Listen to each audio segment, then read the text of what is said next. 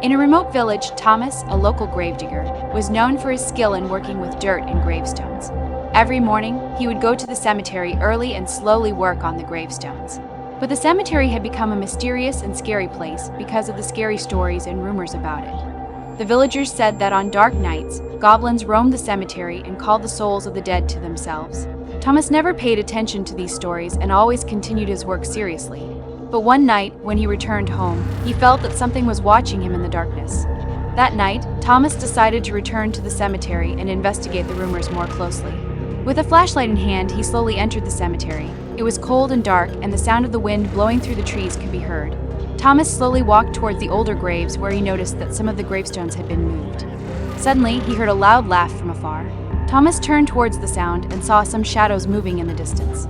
He walked towards them in fear and realized that these shadows were unusual creatures that looked like humans, but their faces had changed in a strange way.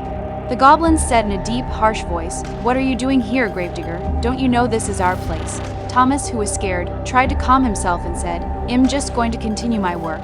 I won't hurt you." The goblins laughed at him, and one of them said, "We won't hurt you, but you must serve us." Thomas realized that they were trying to possess him, and he didn't want to fall into their trap. He ran with all his strength and ran towards the cemetery gate. But the goblins were following him quickly, and Thomas felt that he could no longer escape.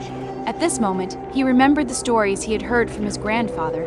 He slowly began to recite the prayers his grandfather had taught him. The goblins, aware of these prayers, suddenly stopped and moved closer to Thomas. Thomas continued to pray loudly, remembering that love and light can overcome darkness. Suddenly, a bright light emanated from his flashlight, and the goblins screamed loudly. They retreated and finally disappeared into the darkness.